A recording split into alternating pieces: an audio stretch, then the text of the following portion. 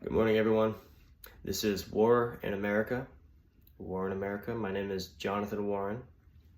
We're going to continue the coverage of Charlie Kirk's assassination and the fallout from that. It's been about 3 days now. Happened on Wednesday, today is Saturday. A lot has transpired since then.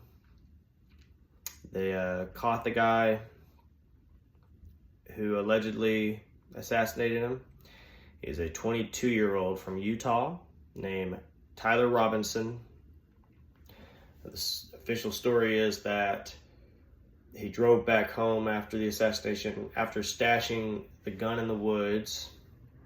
FBI stated that he was communicating with someone on Discord.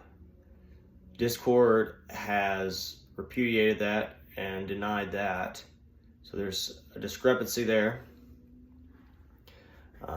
Apparently he drove back home and his father recognized him from the pictures on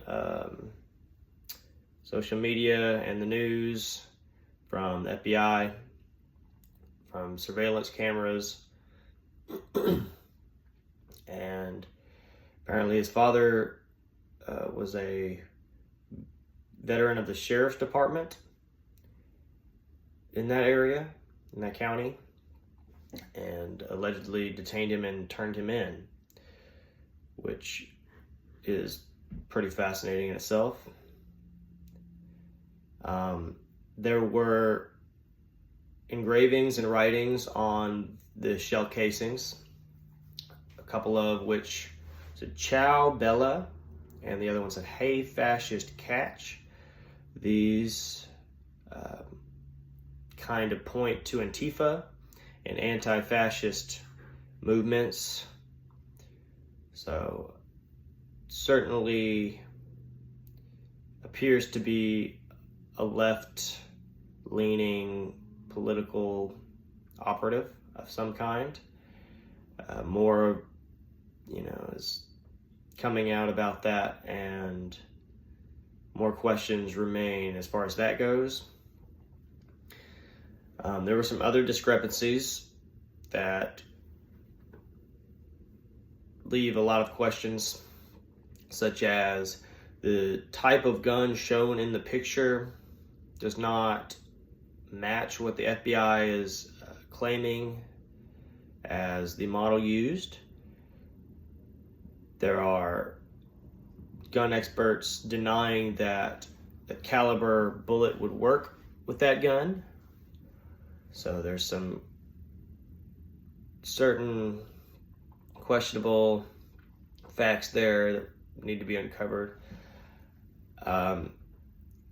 Allegedly, this guy was from a Republican family. There is a statement from someone he went to high school with that says he was like the only leftist in a right-wing family. However, there's still many attempts to kind of malign and put him in the category of a right-winger. A lot of people are blaming Reuters even, which, if you ask me, is absolutely insane and a joke, honestly.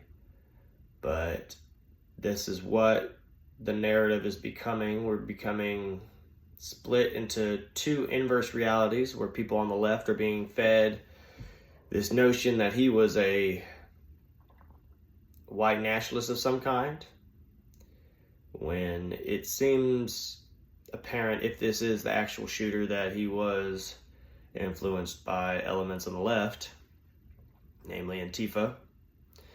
And we saw a lot of that during Trump's first administration in places like Portland and the West Coast in general, Seattle,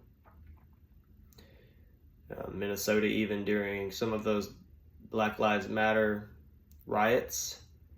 We saw a lot of Antifa behavior and organizational movements and positions made as far as, calling Trump and anyone affiliated a Nazi, calling them a fascist, and essentially claiming that violence against them was okay. This was a common theme during that time, and it appears as though if this guy is actually the killer, then it looks like it's making a resurgence. But again, there's a lot of questions that really need to be answered, and we probably won't get some of those answers even until, the trial of this guy, assuming he makes it to trial, assuming he doesn't, suicide or, something like that before then I don't know if we'll get really his side of the story till then. Another thing I want to talk about is they're trying to blame the right wing, trying to blame guns, trying to blame groypers, trying to blame white people, and frankly, it's only the people on the left who are celebrating this. Only the people that I've seen, I've seen a few videos, a few statements. Blue Sky specifically is a platform that they use. A lot of people are celebrating his death. A lot of people are saying he deserved it. And as a result, you're seeing this backlash. You're seeing people reach out to their employers and they're getting fired in mass. I even saw this video of Office Depot employees yesterday were actually refusing to print a poster of Charlie for a vigil. And within, I think, an hour, they were fired, and Office Depot has, made a statement condemning such things. I've never seen anything like that where, except for maybe 9/11, where, just kind of stating your views on an issue could potentially make you lose your job. Some people on the right, don't really like that, consider it cancel culture. I don't know, it seems like good old-fashioned karma, but I haven't really engaged in it myself, simply because I think we have bigger fish to fry. I think, this moment, the assassination of Charlie Kirk, I really think could serve as a catalyst of some kind to kind of unite the right and take our country back from socialist, communist people and movements, political organizations. George Soros is brought up a lot in this context, but there are many of them, Bloomberg. And this could be the moment that really unifies the youth in this country. And, the silent majority, as they say. I think this could be a resounding moment where we lay down our arms and we simply organize politically and win. And win a permanent battle, not just every 4-year battle. Win a future for this country in terms of home ownership, in terms of debt relief, in terms of wage increase, in terms of not putting foreign interests in front of our own. Whether that be Ukraine or Israel or, Qatar or whoever these people are saying that the foreign influence comes from, China even. I think it's a moment to cast all of that away and really focus on America first. And focus on our people and our streets and our veterans and our drug addicts even, we're in a sorry state of affairs, and I really think we need to focus on our issues at home, our domestic issues. I think too much of our focus has been, and too much of our treasure and labor has gone into interests that do not serve the American people. And I think it's high time that that is ended. I look at people in my generation and they're not doing well. They're not doing well. I know very few people who own a home. I know very few people who are living happy, fulfilled lives. I think the family structure needs to be focused on. I think a lot of the things that Charlie Kirk stood for were correct. And even if I didn't agree on, all of his theological points or views, I really think that he was on the right track, and that's why he was killed. He even started speaking out against Israeli influence, which is something that he had been steadfast on for many years. And a lot of people think Israel killed him because of that. And I will say they had, motive, perhaps, especially when you see Ben Shapiro sitting here saying, oh, well, I will take over for him. This Jewish guy who's not a Christian is somehow going to take over for this white Christian guy. I don't see that as constructive or realistic, and it appears troubling and subversive if you ask me. I think that has been soundly rejected, and rightfully so. His wife actually spoke out last night, and I watched the whole thing. And what struck me was her strength in the face of this horrific tragedy, and her defiance, really, her righteous anger. There was not a tone of reconciliation. There was no tone of grace for the perpetrator, which I thought might be the case. But man, I've not really known anything about this woman other than it was Charlie's wife, but you got to give your hats off to Charlie Kirk. He picked a good one. She is a fiery, strong proponent of truth, and I really think she will be the one to take the mantle and continue his work. I think she is in a position to do this effectively, and I think we should support her in that endeavor. Her name is Erica Kirk. Of course, she seems hurt and in a deep pain, which only, shows that she truly loved him. As a father myself, watching her talk about her children and, her children asking her, where's daddy? And her telling her 3-year-old daughter that he's, on a trip with Jesus so they could afford her blueberry habit. Man, that was heartbreaking to hear. It's very moving. I couldn't imagine someone, having to tell my daughter that. And having lost my father, at a relatively early age, I was in my teens, but still, it was catastrophic for my life. So I can only imagine what these children will face in the future. I think it's really important that, the entire community surrounding Charlie and Turning Point really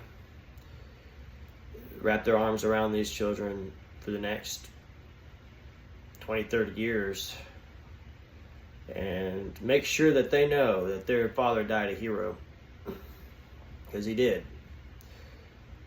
He was a symbol for public discourse. He was a symbol for debate and reaching out, talking with people you disagreed with. And it was when he was doing that he was killed. And so forever he will be known as a symbol of free speech, of speaking up for what you believe, and sacrificing your life for these ideals. And this is something that's immortal, it's eternal. This is what he is now. He is the symbol of defiance in the face of hatred. He's a symbol of love and light in a sea of darkness. And this, despite anything else he said, anything else he ever did, this is the moment that defined him in the end. What he was doing when he was killed and the reason as to why he was killed was simply for speaking out, for talking, for just moving his mouth and vibrations in his vocal cords, creating sound waves, like such a simple thing that we take for granted.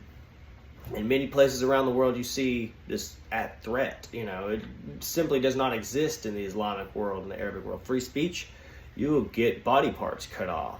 China, you will, go into a labor camp. Same in Russia. Russia, they, say what you will about Putin. His political enemies die. Same with Zelensky. Their political enemies die. They do not have free speech. Now you see in Europe, people are arrested for their social media posts, simply speaking out against immigration policies or speaking out in religious debates. Now you're seeing people rounded up and thrown into jail for these things. I saw in the news the other day, they released an attacker from like 20 years ago. A guy blew up a bus in England, and they just released him. It's unbelievable. Meanwhile, you're seeing people arrested for their speech. It's completely backwards. And we are at risk of this if we don't mobilize and push back against these kind of forces and kind of ideas. And that's what Charlie was doing when he was killed. And then there's a hole filled. It was a hole that he filled so easily, so, naturally, that I don't think we realized how big of a hole that was. But now that he's gone, people like myself are now speaking. And we need many of us to even come close to this one man. And that just shows his effectiveness, his efficiency, and his conviction. I hope many people follow his example and follow his lead, follow his footsteps, and try to engage in discourse and speak out against these forces. Speak out against socialism, speak out against communism, speak out against, controlled speech, surveillance. Speak out against the theft of our future, of our livelihood, of our quality of life, of our way of life. There's not too many places in the world like the United States of America. There may be none, as far as I know. But we are surely on a steady path to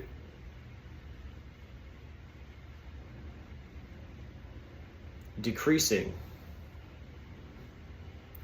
We are on a steady path of diminishing. That Charlie said, as a result of our choices, as a result of our decisions, and it's not inevitable. We can stop it.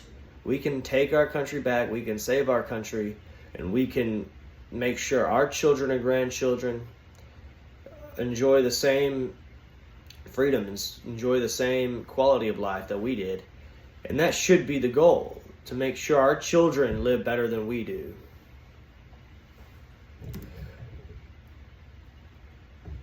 Obviously, Charlie Kirk's death has been a monumental event.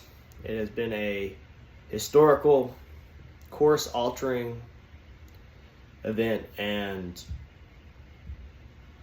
we will probably be talking about it from now on forever. It's a reference point, it's a turning point, and I think it'll be kind of in the background of everything we do from now on. There are some other issues that I do want to not lose focus on, though, especially in light of his passing, because these are many issues that he himself championed and spoke out for. Such things as the Epstein files. This fight is not over. We do not have the information. No one has gone to jail yet. The Republicans and Donald Trump are still covering for these pedophiles and for these rich, powerful people who allowed children to be assaulted in terrible ways for decades and used as blackmail to control parts of the world at the expense of these children. This cannot be allowed. These people cannot get away with it. It can't be a JFK situation where maybe in 40 years we get some documents about it. No. Now we need to do something about it. Now we need to make sure that these files are released. Thomas Massie is the greatest politician that we have right now. And I say this with confidence, and I say this as someone who has watched him for a long time. He is a good, honest man, one of the few in Congress, and he is trying so hard to get these victims justice, and this has got to be a major focus of ours. Charlie Kirk was all about this. He was all about protecting these women and exposing these powerful pedophiles that seemingly control not only our country, but the world.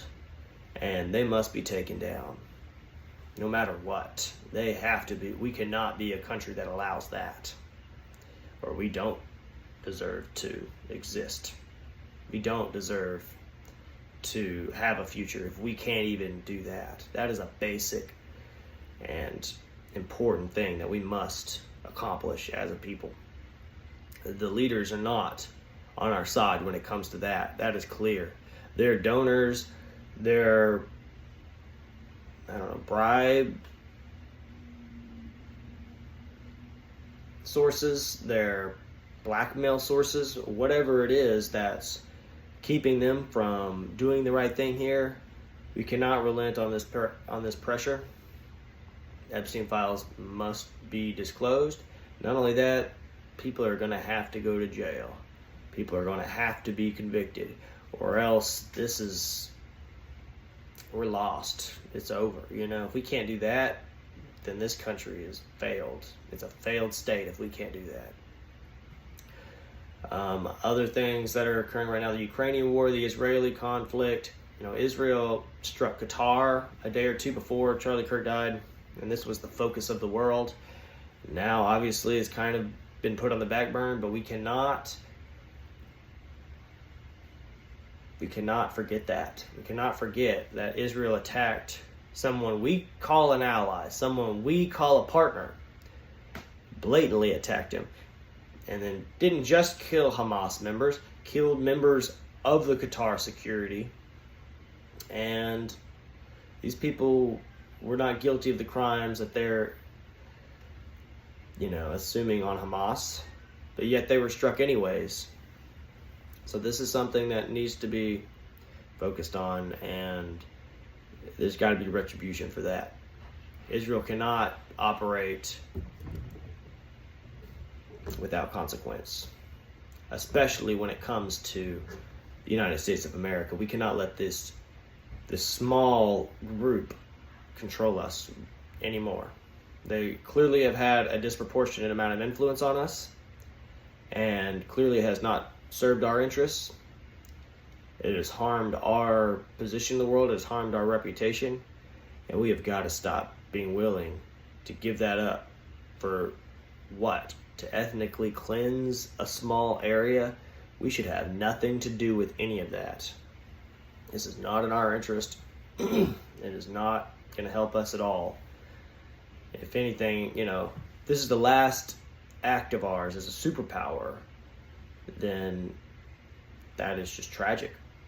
And we have blood on our hands, and we have got to get it off. We have got to wash our hands of Israeli influence, Israeli military, Israeli intelligence. All of these things there needs to be put a wall in between all of it, and we need to have a real honest conversation about what's best for us as a country. America, United States of America. What is best for the United States of American people?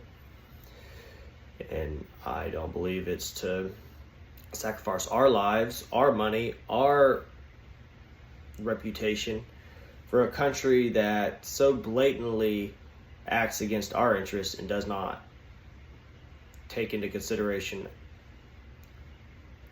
what's best for America. As far as the Ukraine war goes, a disaster all around, complete disaster. Us being enemies with Russia at all, when China exists, is a disaster. We have got to find a way to end that. I mean, Zelensky clearly has to go. There's been no election in Ukraine, period. Ukraine clearly has got to be split in half. It's going to be the new Germany. It's going to be an East Ukraine, a West Ukraine. And very well, that's fine. And I'll tell you why it's fine. Because the alternative is much worse. The alternative is World War III. Russia has called the bluff. They've went all in. And we cannot be willing to do the same. Because we have more to lose than they do at this point. And it's because we have not been entrenched in this battle ourselves. But once we are, then, do we give up a generation of our men? Do we watch our brothers and sons die for imperialistic ambitions so NATO can move further? That's insane. It's insane. It's suicide. It's insane. And it's a death wish. Russia has more nukes than anyone, has bigger nukes than anyone.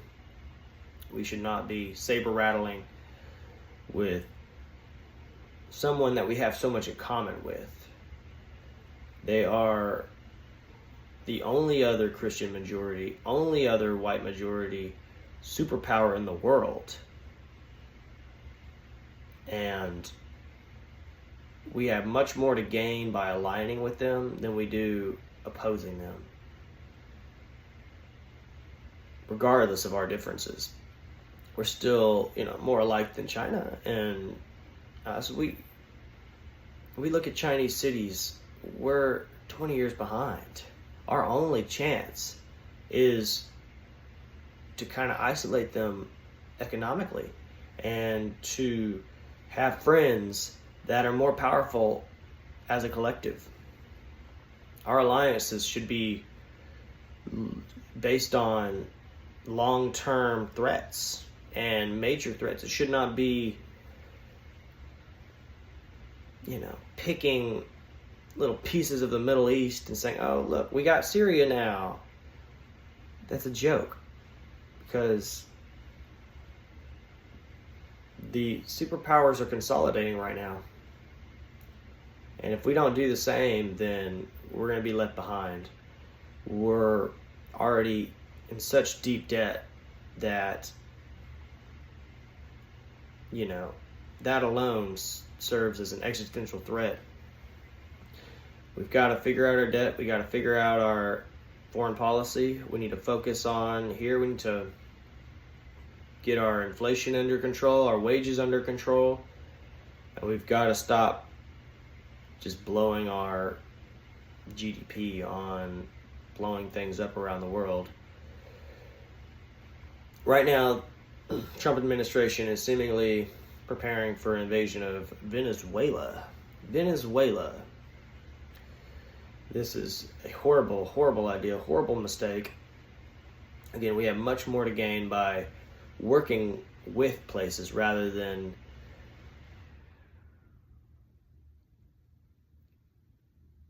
dictating to. We should not be dictating anymore because we don't have the cards anymore, except for military. Are we really going to gain friends by holding them at gunpoint? That's ridiculous. It's ridiculous. We should be engaging in diplomacy at the maximum level. In a post-nuclear world, this should be our policy. The idea that a nuclear war is acceptable or even a possibility or a choice to consider is insane thinking. So that's what we're up against. We'll continue to look at updates on the assassination, try to get to the bottom of all these questions that remain, and we will pray for our country and pray for our people. And this is War in America. I'm Jonathan Warren, reminding you, keep fighting, live free.